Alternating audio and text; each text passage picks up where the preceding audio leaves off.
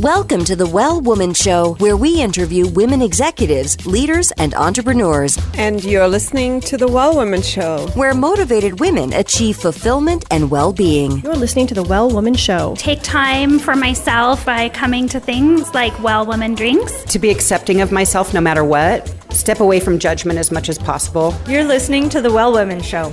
You're going to be in for a good ride. I don't regret anything. Everything I've ever done, I've learned from it, one way or another, good or bad. Being a little bit selfish for yourself, put your own oxygen mask on first and then give what's left. I'm a woman. I would prefer to tell my own story. My story, though it's very personal, is universal. You're listening to the Well Woman Show. And now your host, Giovanna Rossi. Hi, Giovanna Rossi here, and welcome to another episode of The Well Woman Show, where I interview women leaders, executives, and entrepreneurs about their lives and their road to becoming and being who they are today. Do you ever find yourself overwhelmed with your responsibilities, and it seems like you'll never get it all done? Well, you're not alone. We all need to remember to use our superpowers, the ones we already have but don't use all the time, and take advice and wisdom from one another. Towards the end of the show, in a segment called Superpowers for Success, I ask my guest about her superpowers, and the answers will give you the strength, perspective, and power to keep on being the well woman you are. I'm so happy you're here, so thanks for tuning in.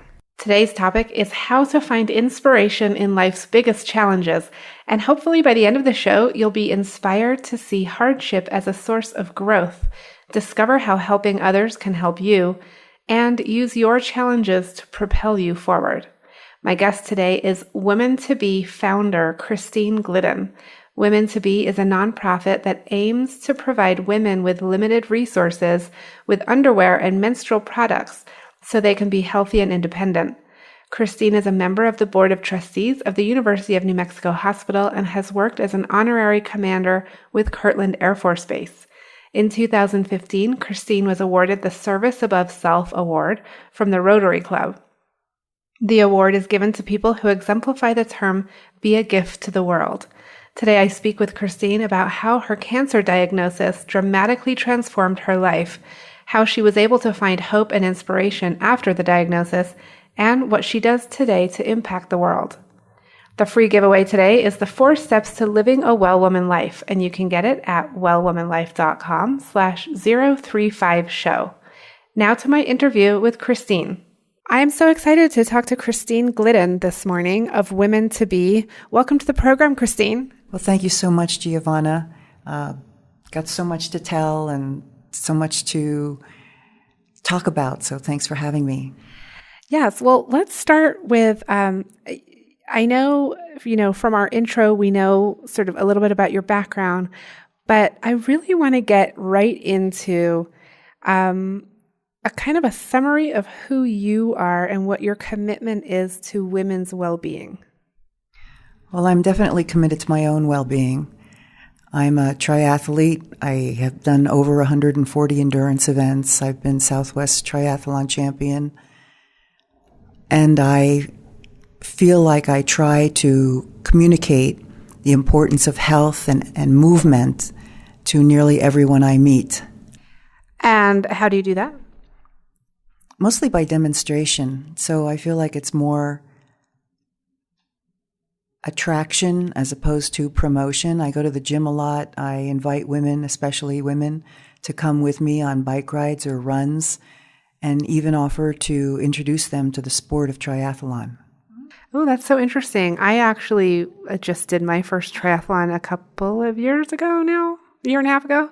And it's something I thought I would never in a million years do. Well, and so my challenge to you, Giovanna, is I'll give you the schedule. You pick out the one you want to do, and we'll do it together. How's that? That sounds good.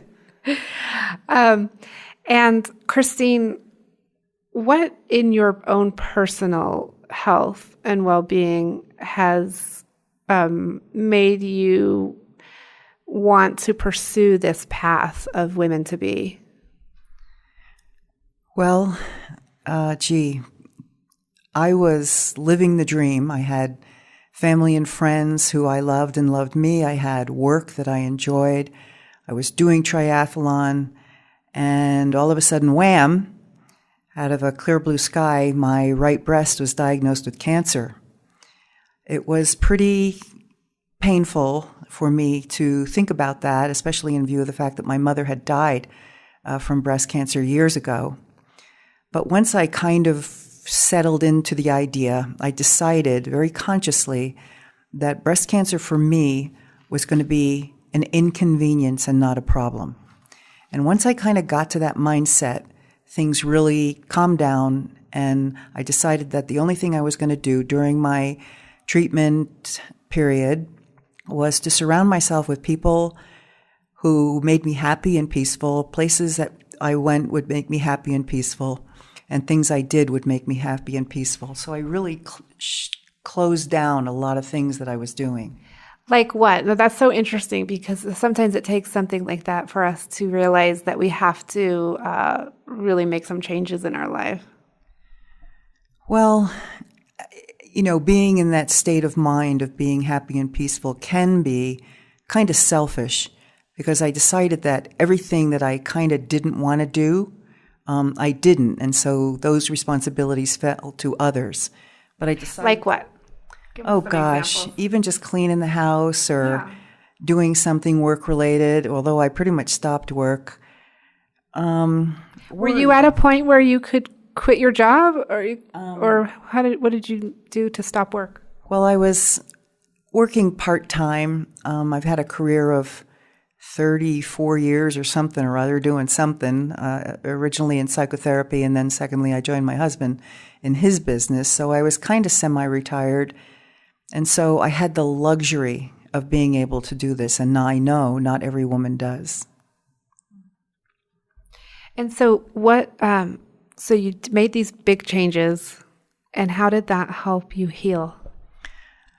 Well, just the peacefulness of everything. And again, seeing this as an inconvenience, doing things that I wouldn't normally do, frankly, that I didn't want to do, but just doing them and being okay, accepting them. At the end of my treatment, which is really kind of like 2 years ago, almost to the day, my life really opened up for me. And I said to myself, I had a dream that I was living before breast cancer, but I knew that I wanted to live a new dream, and I didn't know what that dream was going to be. But I thought, you know what? If I remain in peace and be observant, something will show up. And I didn't know what it was, but this project that I've started is the thing that showed up. How did it show up, and how did you recognize it? Oh, it was easy to recognize. I have a friend whose name is Duka. She lived in the Nepali refugee camps, and she came to the United States about 5-6 years ago when I met her. And through those years, she told me pretty much everything about how life was in the refugee camp, which you can imagine was just like brutal and just a desperate way of living. So after my treatment, I happened to have tea with her, and we were just talking, and kind of casually she says to me, you know what? One of the things that was so hard in the refugee camp is that none of the girls, including myself, or women for that matter, had underwear or sanitary pads, and I was stunned. I kind of knew that was true, but I never really took it to heart, and I never knew anyone for whom this had happened. So finding the thing that I knew was going to show up was easy, because in my heart, I had this conviction that this was who I would be in the future. And where did you meet your friend? When she came here, how did you meet her? Just through a friend of mine, actually, who was already trying to help her acclimate and find a way to be here, both financially, culturally, and really in all ways. We'll get back to the work of Women to Be. I just want to ask you, are you still involved in helping women refugees from different countries, as they come to Albuquerque? No, so the women that I'm helping had been in the Nepali refugee camp itself, where Duka had lived all of those years, 17 years. So that was my first target for my project, and now I have changed the target of my project to another population of women still in Nepal who live in a very remote and very, very poor region that was devastated by the recent earthquakes. Okay, so tell me more about the kits that you provide these women and why it's so important that they have these. Well, a kit is contains feminine hygiene products. It was designed by another nonprofit called Days for Girls. A kit contains 2 pair of underwear, 8 sanitary pads, and 2 what we call shields that are waterproof barriers with snaps that snap around the base of the underwear. It also comes with a washcloth and a couple of Ziploc bags. I just want to point out because I'm looking at them right now, and they are the 8 pads are reusable. They're cloth. They're beautiful, but they're reusable. So. Yes, and so they're sewn right now by volunteers here in Albuquerque who sew selflessly and consistently for this project. The kits are usable and reusable, actually, up to a period of 3 years. And so there's nothing to throw away, typically in places where there's no place to throw it anyway. The way that this works then is girls have their underwear. And by the way, I can't imagine, sometimes I do presentations like this and I hold up a pair of underwear and I say, can you imagine, ladies, can you imagine never having seen a pair of underwear? And it's just shocking. So they get the underwear and they get the pads, and there's a method for them to change out the pads during the day as they need to and replace them with clean pads so that at the end of the day in the Ziploc bags, they're able to wash everything out, dry it, and then start again the next day. Why is it so important for women and young women to have access to these? Yeah. So this is it. Like, this is the whole point of the project. Girls who live without underwear and pads are open to chronic infection. They miss school 3 to 5 days a month, every month, every month, every month, and because of that fall behind or perhaps have an accident at school, which is very embarrassing. And so some girls, too often many of them, drop out of school. And especially in that culture, age 14, 15, 16, whatever, they immediately become marriage material.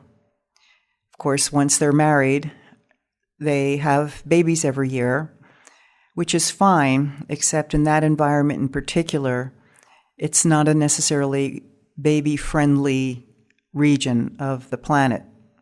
So these women then, as they become women, are kind of relegated to a sentence of dependence and indignity. I just can't imagine that.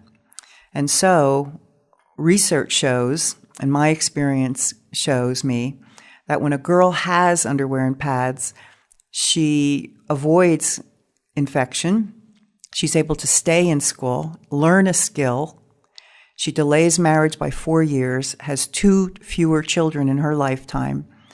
And when she gets to an age, she can care for herself, she can care for her family.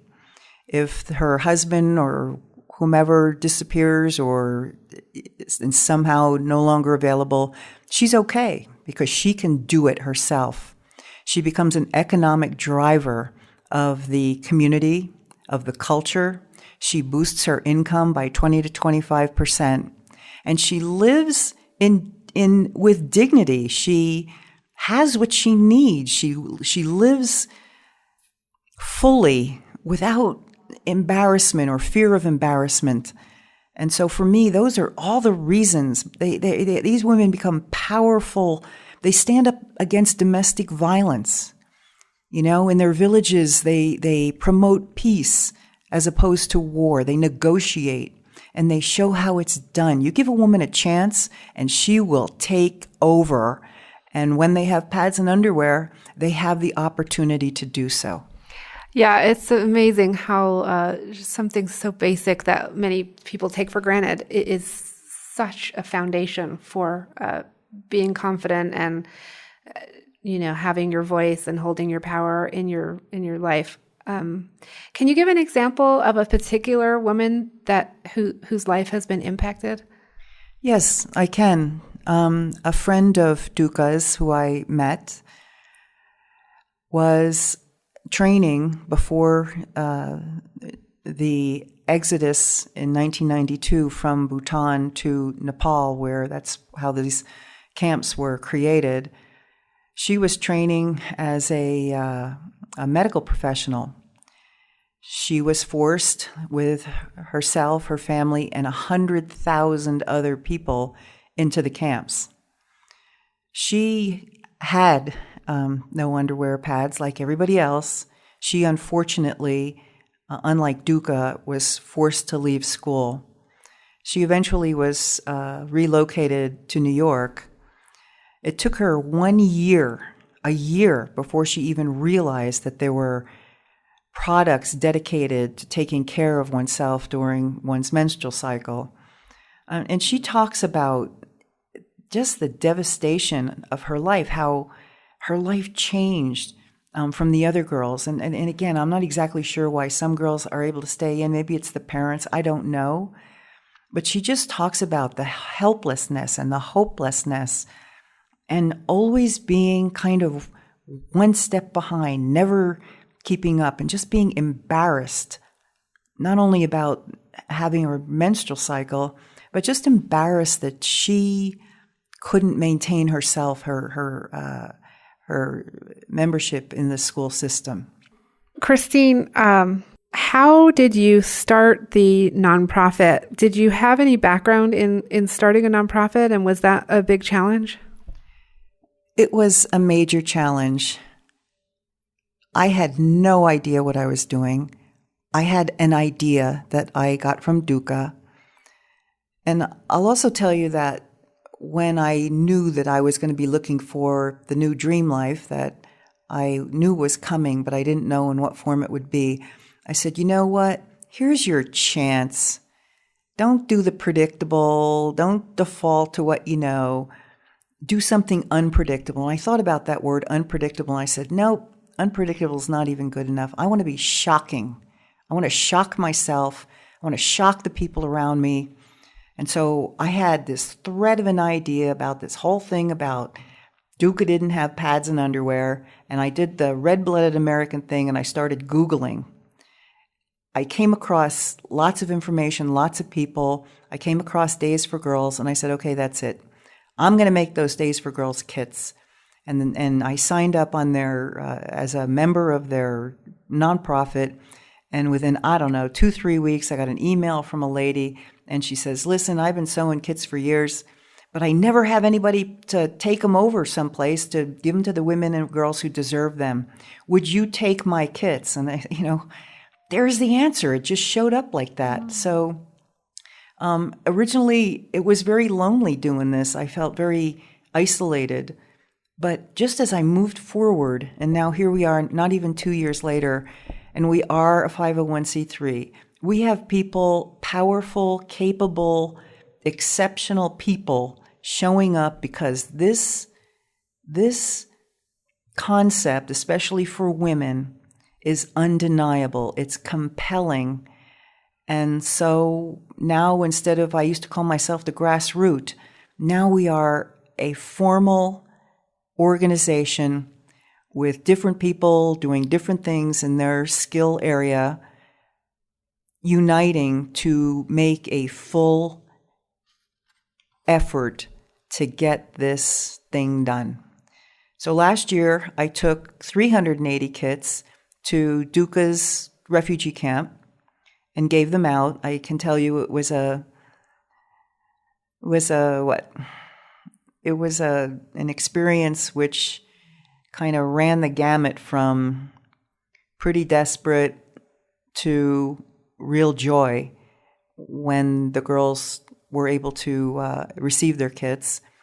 And then while I was in Nepal, I did a 2-week trek through this place called the Kingdom of Mustang, Mustang, like Mustang. high in the Himalayas, in the Annapurna region, Dhaulagiri region of the Himalayas. These people, Mustang borders Tibet, and so they're more Tibetan than they are Nepali. They speak the Tibetan language, they eat Tibetan food, and they're very, very remote because it wasn't until 1991, I believe, that the Tibetan government allowed them to open their borders. And even now, you need a permit, you need a qualified, acceptable guide, and you can only stay for 2 weeks or less. And this is where you delivered? No. So last year I delivered them to the refugee camp, but coming up next April in 2016, I want to take 1,000 kids to Mustang, and in Kathmandu, I want to establish a school and a business so that girls and women can learn to sew. Women will be paid a fair wage for their work, all because right now I'm getting sponsors, we're having a fundraiser, we're getting Facebook likes. And so as we gain recognition and visibility, we're also going to be gaining funds and with grants too, to propel this thing so that women over there, especially after the earthquakes, are given a chance to form their lives in a way that provides them health and confidence and, again, integrity. Okay. And Christine, if people want to help you, what can they do? I mean, you need people to sew kits, it sounds like. What else can people do, and how do they contact you? So really there are 2 other ways. One would be to just simply get on my Facebook page, which is Facebook.com/women, WOMEN 2 TOBE, and invite and share, please, and like that website, that Facebook page, and then to get on my website page, which is a little bit different address from the Facebook page, which is www.women, WOMEN, and then the number 2, be.org. So one is TO, and the second one, the website, is the number 2. Okay. And Christine, we're headed into the segment called Superpowers for Success. And so we've heard about what you're doing and about Women to Be, and now we're going to hear more about you personally and how you do all the things you do.